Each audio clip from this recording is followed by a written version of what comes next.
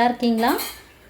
இன்றைக்கி வீடியோவில் வந்துட்டு ஒரு முக்கியமான ஒரு டிப்ஸ் தாங்க நான் உங்களுக்கு சொல்ல போகிறேன்.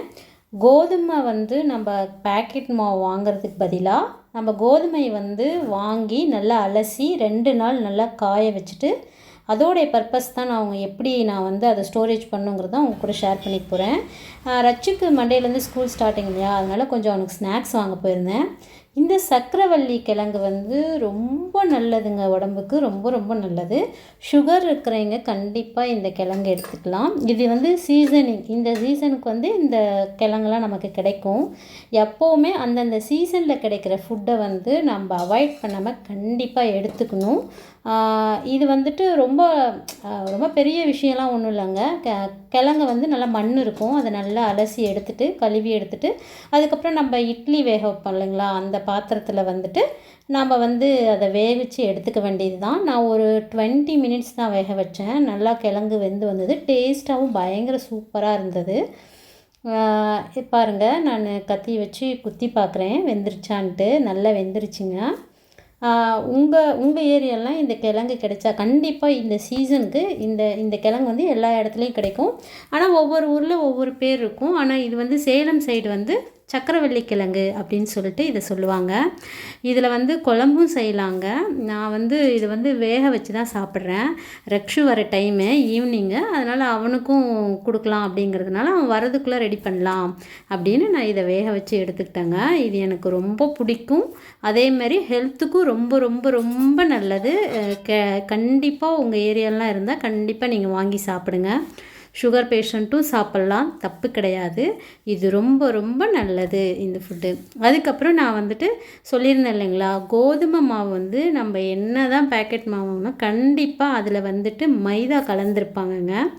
அதனால் நீங்கள் என்ன பண்ணுறீங்கன்னா, கண்டிப்பாக நம்மளுக்கு மணியும் சேவ் ஆகும். அதாவது இப்போ நம்ம பேக்கெட் மாவுலாம் வாங்கும் போது 1 கிலோ 50 ரூபா 55 ரூபா அந்த மாதிரி வருது இல்லைங்களா, இது வந்து நமக்கு 35 ரூபாய்க்கு கிடைக்கும். 35 ரூபா நல்லா கொஞ்சம் திடமாக வாங்கினா ஒரு 41 ரூபா அந்த மாதிரி கிடைக்கும். நான் வந்து டிமார்ட்டில் தாங்க வாங்கியிருந்தேன். ஏன்னா வந்து ஒரு 4.5 கிலோ அந்த மாதிரி வாங்கியிருந்தேன். அதுக்கப்புறம் அதை தண்ணியில் நல்லா அலசிட்டு 2 நாள் நான் நல்லா காய வச்சேங்க. நல்லா காய வச்சு எடுத்தது அன்னைக்கு நம்ம என்னைக்கு அரைக்கிறோமோ அன்னைக்கும் அந்த வந்து நம்ம காய வச்சு, அதாவது நான் 2வது நாள் அரைச்சேன். இதை வந்துட்டு நல்லா நம்ம அரைச்சி கொண்டு வரும்போது நம்ம கை யூஸ் பண்ணவே முடியுங்க, பயங்கர சூடாக இருக்கும். அதை அப்படியே வச்சோமா நம்ம வந்து வேர்த்து ஒரு மாதிரி மாவு வந்து சீக்கிரம் வண்டு விழுவோ புழு வைக்கவோ வாய்ப்பு இருக்குது. அதனால் இந்த மாதிரி வந்து பேப்பரில் நம்ம கொட்டி அதை நல்லா ஒரு 1 ஹவர் போதும். அதுக்கப்புறம் நம்ம வந்து எந்த பாக்ஸில் நம்ம ஸ்டோரேஜ் பண்ணிக்கிறோமோ அந்த பாக்ஸில் வந்து நம்ம எடுத்து ஸ்டோரேஜ் பண்ணிக்கலாம். பாருங்கள், நான் இப்படி தான் வந்து இதை வந்து அந்த ஹீட்டு வந்து இல்லாமல் இருக்கிறதுக்காக நான் போட்டு ஆற வச்சுருக்கேன். கையெல்லாம் நம்ம யூஸ் பண்ணவே முடியாதுங்க. அதுக்கப்புறம் ஒரு 1/2 ஹவருக்கு அப்புறம் நான் அதை அப்படியே திருப்பி விட்றேங்க. எல்லா பக்கமும் நல்லா வந்து ஜில்னஸ் ஆகட்டும் அப்படிங்கிறதுக்காக நான் அதை அப்படியே திருப்பி விடுறேன். அதுக்கப்புறம் நான் வந்து எப்படி ஸ்டோரேஜ் பண்ணுவேன் அப்படின்னா, நான் காட்டுறேன் பாருங்கள். அது ஒரு 1/2 ஹவர் வந்து மாவு வந்து ஆறுறதுக்குள்ளார ஸ்நாக்ஸ் வாங்கிட்டு வந்திருந்தார். அதை சாப்பிட்டுட்டு அதுக்கப்புறம் பாருங்கள் நான் காட்டுறேன்.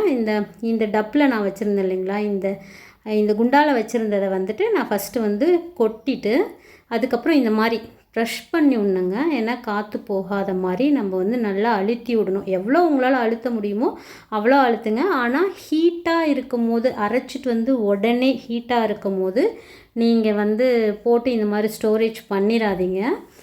நல்லா ஆறணும். ஆறுனதுக்கப்புறம் தான் பாருங்கள், நான் நல்லா ப்ரெஷ் பண்ணி தான் வந்து இதை ஸ்டோரேஜ் பண்ண போகிறேன்.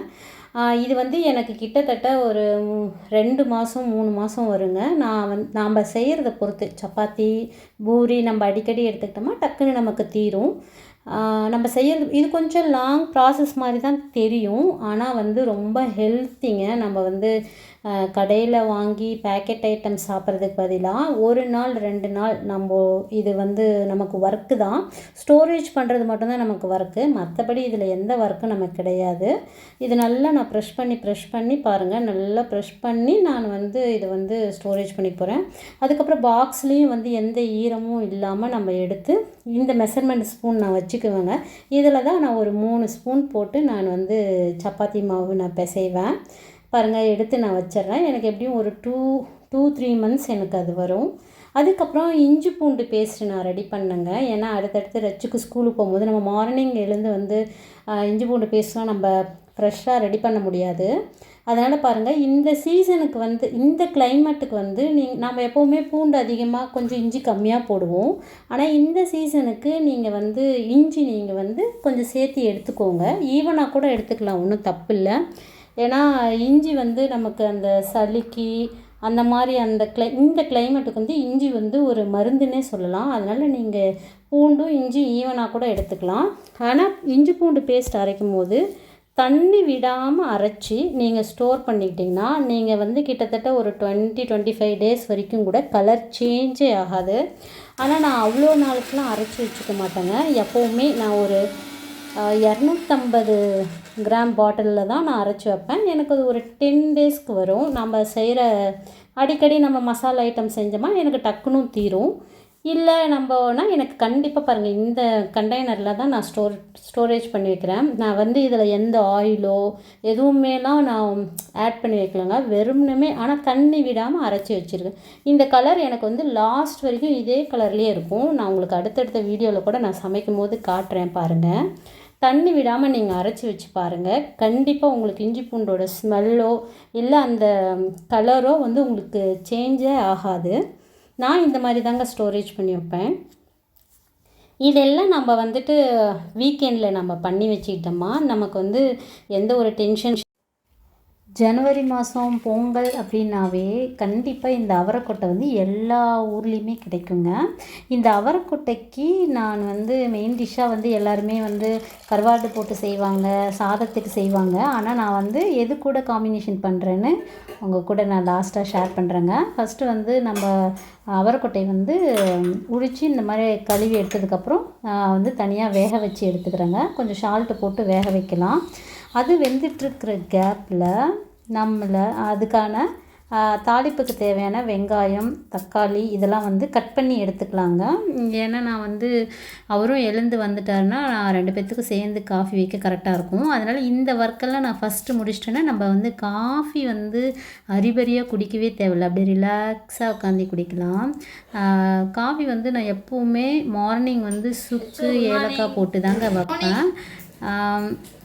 தம்பி எழுந்து வந்துட்டான், குட் மார்னிங் சொன்னேன் சொல்ல மாட்டேன்ட்டான். இந்த டிஷ்ஷுக்கு வந்து சின்ன வெங்காயம் தாங்க நல்லாயிருக்கும். அதனால் சின்ன வெங்காயம் ஒரு 100 கிராம் அளவு இந்த மாதிரி 2-3 கட் பண்ணி எடுத்துக்கலாம். அதுக்கப்புறம் நான் மீடியம் சைஸ் தக்காளி வந்து 2 எடுத்திருக்கேன், அதையும் கட் பண்ணி வச்சுக்கலாம். பாருங்கள், ஒரு 100 கிராம் அளவு நீங்கள் இன்னும் கொஞ்சம் ஜாஸ்தியாக கூட போடலாம். சின்ன வெங்காயம் எப்போவுமே குழம்போட டேஸ்ட்டு வந்து அதிகமாக கொடுக்கும். அதனால் சின்ன வெங்காயம் வந்து நீங்கள் இன்னும் கொஞ்சம் அதிகமாக கூட போடலாம். நான் ஒரு 100 கிராமுக்கு மேலே தான் போட்டிருப்பேன்னு நினைக்கிறேன். அதுக்கப்புறம் மீடியம் சைஸ் 2 தக்காளி. காஃபி நம்ம ரெடி பண்ணிடலாங்க. காஃபி வந்து நான் எப்போவுமே வந்து சுக்கு ஏலக்காய் போட்டு தாங்க வைப்பேன் மார்னிங்கில். ஈவினிங் வந்து நார்மலாக தான் வைப்பேன். அது அப்படியே சுக்கும் ஏலக்காவோட அந்த காஃபி குடிக்க செம்ம டேஸ்ட்டாக இருக்கும். எப்பவும் போல் தான் நம்ம பால் வந்து வைக்கும் போதே என்ன பண்ணிடணும்னா சுக்கு, அதுக்கப்புறம் கொஞ்சம் நான் சுக்கு வந்து நான் 1-2 தட்டி வச்சுருக்கேங்க. ஏன்னா டெய்லி எடுத்து நம்ம தட்ட முடியாது இல்லைங்களா, அதனால் 1-2 நான் தட்டி வச்சுருக்கேன், கண்டெய்னரில் ஸ்டோர் பண்ணி வச்சுருக்கேன். அதுக்கப்புறம் 2 ஏலக்காய் அதுக்கு தட்டி போட்டுட்டு அதுக்கப்புறம் பால் நல்லா பாருங்கள், நல்லா 2 டைம் பொங்கி வர ஸ்டேஜ் நான் வந்து அந்த காஃபி பவுடர் போட்டிருக்கேன் ஒரு 2 ஸ்பூன். செம்ம டேஸ்ட்டாக இருக்கும். நீங்கள் எல்லாருமே ட்ரை பண்ணி பாருங்கள். ஒரு மாதிரி நம்மளுக்கு ரெஃப்ரெஷ்ஷாகவும் இருக்கும் அந்த காஃபி நீங்கள் குடிக்கும் போது. இந்த கிளைமேட்டுக்கு சுக்கெல்லாம் சேர்த்திக்கலாங்க, ரொம்ப நல்லது. நீங்களும் ட்ரை பண்ணி பாருங்கள். காஃபி பார்க்கவே சூப்பராக இருக்குது. நம்ம வந்து இப்போ தாளிப்பு ரெடி பண்ணிக்கலாங்க. அதை வந்து எண்ணெய் ஊற்றி கடுகு, நான் ஒரு 3 லவங்கப்பூ போட்டுக்கேன், சின்ன வெங்காயம் வந்து ஆட் பண்ணிவிட்டு இது நல்லா வணங்கினதுக்கப்புறம் நான் ஒரு 1.5 ஸ்பூன் கருவேப்பிலை ஆட் பண்ணிக்கலாம். ஒரு 1.5 ஸ்பூன் வந்து இஞ்சி பூண்டு விழுது ஆட் பண்ண போகிறேன். இது வந்து இந்த அவரைக்கொட்டையை வந்து புளிக்குழம்பாக செய்யலாம். அதாவது கத்திரிக்காய் அவரைக்கொட்டை போட்டு வைப்பாங்க, சூப்பராக இருக்கும். கருவாடு போட்டு வைப்பாங்க. கருவாடு நான் சாப்பிட மாட்டேன், ஆனால் சொல்லுவாங்க எல்லாருமே சூப்பராக இருக்கும் அப்படின்னு. மல்லித்தூள் போட்டுட்டு அதுக்கப்புறம் கறி மசாலா தூள் 1 ஸ்பூன், நம்ம காரத்துக்கு தகுந்தா போல் போட்டுக்கிட்டு அதுக்கப்புறம் வரமிளகாத்தூள் ஒரு ஸ்பூன், ஒரு கம்மியாக ஒரு 3/4 ஸ்பூன் அந்த மாதிரி போட்டுட்டு நல்லா இது பச்சை வாசனை போகிற அளவுக்கு வணங்கினதுக்கப்புறம் நான் நறுக்கி வச்ச தக்காளி வந்து ஆட் பண்ணிக்கிறேங்க. தக்காளி வந்து போட்டு ரொம்ப வந்து வணக்க தேவையில்ல. அப்படியே போட்ட உடனே மூடி வச்சிட்டிங்களா தக்காளி பாருங்கள் நல்லா வணங்கி வந்துடும். அதுக்கப்புறம் அவரைக்கொட்டையும் நல்லா வெந்துருச்சுங்க. அதையும் நம்ம ஆட் பண்ணி கொஞ்சம் தண்ணி விட்டு அந்த மசாலாலாம் அந்த அவரைக்கொட்டையில் இறங்குற மாதிரி ஒரு ஒரு ஒரு 5 மினிட்ஸ் அந்த மாதிரி வேக விடலாம். அது ஏன்னா ஆல்ரெடி அவரைக்கொட்டை வெந்திருக்கு. அதுக்கப்புறம் இதுக்கு வந்து இந்த குழம்புக்கு வந்து தேவையான தேங்காய், பொட்டுக்கடலை சேர்த்து இது பாருங்கள் நல்லா எண்ணெய் பிரிஞ்சு வெந்து வந்துருச்சு. அதுக்கப்புறம் நான் வந்து கொஞ்சமாக ஒரு 4-5 பல் தேங்காய், அதுக்கப்புறம் கொஞ்சம் கடலை ஆட் பண்ணி அரைச்சி அதையும் ஊற்றிருக்கேங்க. இது ஒரு 10 நிமிஷம் பச்சை வாசனை போகட்டும். நான் சொன்னேன் இல்லைங்களா, இந்த கிரேவிக்கு வந்துட்டு நான் சப்பாத்தி தான் ரெடி பண்ணியிருக்கேன்.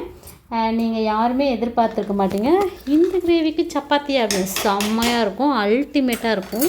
நீங்கள் ட்ரை பண்ணி பாருங்கள். நான் தம்பிக்கு மார்னிங்கும் சப்பாத்தி தான் கொடுத்து விட்டேன். அவன் ஸ்கூலுக்கும் சப்பாத்தி தான் லைக் பண்ணி கேட்டான். அதனால் அவனுக்கு வந்து ஸ்கூலுக்கும் அதே தான் நான் கொடுத்து விட்டேங்க.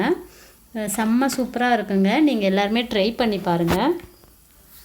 இது இன்னும் கொஞ்சம் தேங்காய் இதெல்லாம் போடாமல் கூட இன்னும் கொஞ்சம் அந்த தக்காளியெலாம் அரைச்சி ஊற்றி கூட கிரேவி மாதிரி செய்யலாம். சூப்பராக இருக்கும். அதுவும் நான் ஒரு டைம் செஞ்சுருந்தேன், நல்லாயிருக்கும். தம்பிக்கு லஞ்ச் பேக் ரெடி பண்ணிடலாங்க. அதுக்கப்புறம் எனக்கு ஒர்க் இருக்குங்க. பொங்கல் வரப்போகுது இல்லைங்களா, அப்படியே நான் செப்பரேட்டாக எல்லாம் பிரிச்சுக்கிட்டேங்க. ஒவ்வொரு நாள் ஒவ்வொரு வேலை செய்யலாம் அப்படின்னு. நான் இன்றைக்கி வந்து ஜன்னல் ஃபுல்லாக க்ளீன் பண்ணிவிட்டு அதுக்கப்புறம் இந்த செல்ஃப் எல்லாம் நான் வந்து க்ளீன் பண்ணலான்னு இருக்கேங்க.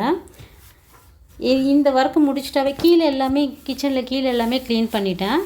மேலே வந்து அந்த எக்ஸஸ் ஃபேன் பாருங்கள், எப்போவுமே 10 நாளைக்கு ஒரு டைம் கண்டிப்பாக துடைச்சிருவாங்க. பார்க்குறவங்க கூட கேட்பாங்க எக்ஸஸ் ஃபேன் யூஸ் பண்ணுறீங்களா இல்லையா அப்படின்னு கூட கேட்பாங்க. அந்தளவுக்கு நீட்டாக இருக்கும். இந்த செல்ஃப் மட்டும் மாற்றி வைக்கும் போது ஒரே குழப்பமாக இருக்குங்க. எதை எடுத்து இங்கே வைக்கிறது அங்கே வைக்கிறது அப்படின்னு. ஃபைனலாக ஒரு வழியாக நான் எல்லாம் அரேஞ்ச் பண்ணிட்டேங்க. எனக்கு வந்து பாதி வேலை முடிஞ்சிருச்சு பொங்கலுக்கான வேலை. இன்னும் ஃபேன் மட்டும்தான், எல்லா ஃபேனும் துடைக்கணும். அந்த ஒர்க்கை முடிச்சிட்டா பொங்கலுக்கு ரெடி ஆயிடுச்சு. அடுத்த வீடியோவில் பார்ப்போம். பாய்.